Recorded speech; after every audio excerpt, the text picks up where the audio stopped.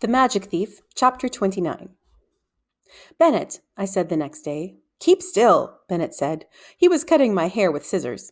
I sat on a stool in the middle of the kitchen, and Keyston was at the table with a pile of papers Nevery had set him to reading. What do you think happened in the fight? I asked. I thought I knew, but I wanted to see if Bennett thought so too. Got the fluff beat out of us, Bennett said. You did magic, we got out of there. I nodded. Keep still, you, Bennett said again. He snipped for a while. Not too short, I said. Snip, snip, snip. Bennett, I think those minions were after me. Humph, Bennett said. Think so? Do you think so? I asked. Yes. From the table, Keyston looked up from his papers. I think they were after you too, Con. Bennett growled. He was still angry that Keyston hadn't helped us fight off the minions. Keyston trembled under Bennett's glare. Two of them went after Bennett. 4 tried to grab you, Con, and they ignored me. I nodded. That's how I remembered it too.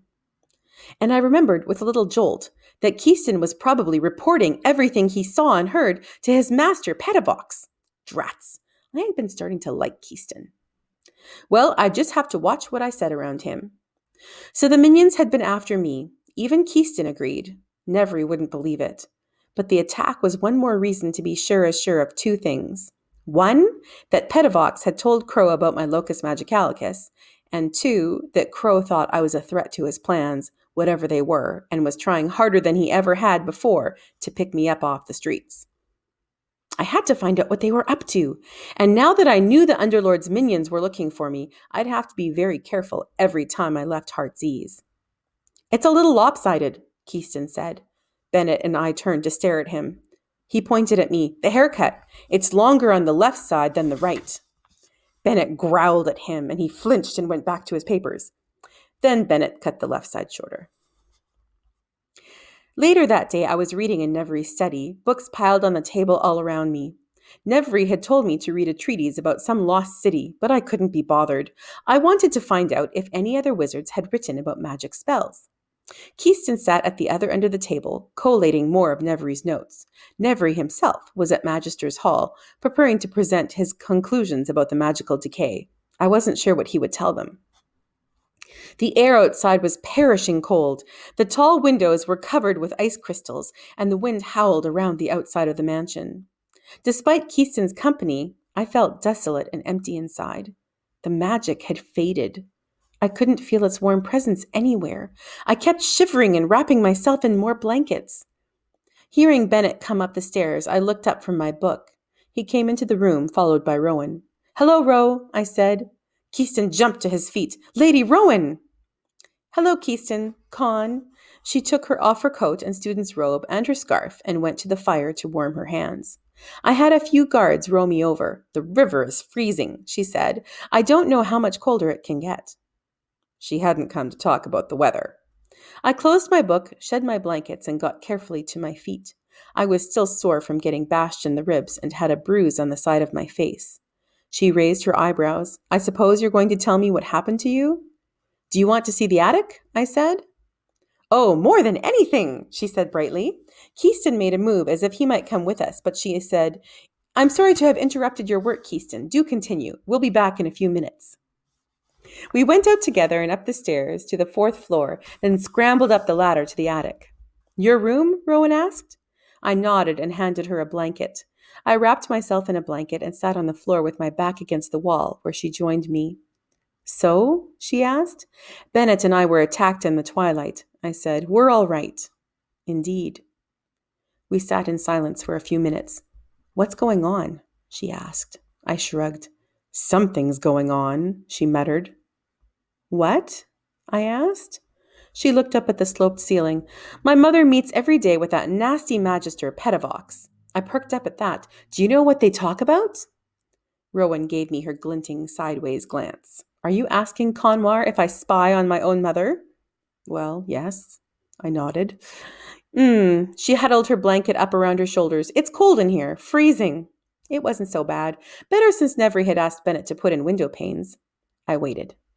I think Petavox is watching her, Rowan said, to see what she's going to do, or maybe to keep her from doing anything. My mother is not stupid, Con. She knows something is going on. I nodded. Well, she said, impatient. What is it? Somehow I feel certain that you are at the center of it, whatever it is, and I assume it has something to do with your latest black eye. I took a deep breath and thought about it for a minute. I couldn't be sure her mother wasn't working with Petavox and the Underlord, but I knew I could trust Rowan. Ro, what do you think the magic is? I asked.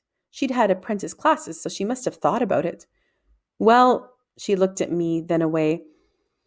I've always heard that magic is dangerous. I'm studying magic so that I'll know what kind of regulations are needed for the city to be safe. She shivered and wrapped herself more tightly in the blanket. I've read Miknu and Karen on magical nodes, of course. I suppose magic is something like what they say it is, a natural force that gathers in one place. No, I said, it's not. Magic is a living being, and Wellmet's magic, the being, I shook my head, it's in danger. Rowan stared at me, eyes wide. I went on quickly. The magic chose me to find the leaf jewel. I reached under the blanket and into my pocket and pulled out my locus magicalicus. It glowed spring green in the dust-dim room. I'm the one who's supposed to help it. Help it? This magical being? Rowan asked. She shook her head. To save it. She shifted a little away from me and looked me over, her eyes raised. She didn't believe me. But I might as well tell her the rest of it anyway. Nevery thinks the magical level is just ebbing, but I think the Underlord is doing something to the magic. I've seen Petavox at Dusk House and in the Twilight, which means Petavox is helping Underlord Crow. I have to figure out what they're doing and how to stop them. Mm-hmm, Rowan said. Yes, I said. Drats, I didn't want her to tell me I was being stupid. We sat without talking for a few minutes. The room had gotten so cold that I could see my breath in the air. Outside the frosted-over windows, the sky was darkening.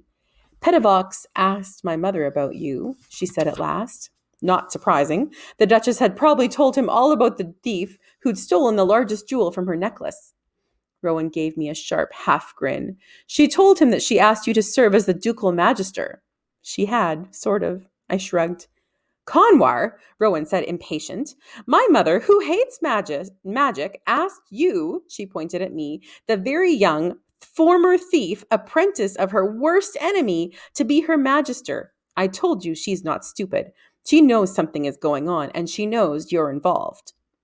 Oh, well, good. Do you believe me about the magical being? She shook her head. I don't know. It's typical of you, isn't it? It's a very strange idea. I have to think about it. All right. What are you going to do? Rowan asked. I wasn't sure. But I couldn't stay here and wait for something to happen. When he got back, I would have to convince Nevery that it was time for us to go out into the city to find out what was really going on. Nevery's journal. Preparing to present findings tonight to magisters. Notes collated, precedents listed, charts drawn up. Yet am uncertain about conclusions. Magic level remains extremely low. Find there has been corresponding fall in temperature. Weather worsening. Coldest I've ever seen it. River frozen almost all the way across. Yet cold weather is not enough to explain such calculated drops in magic level. Not sure the magical decay is natural.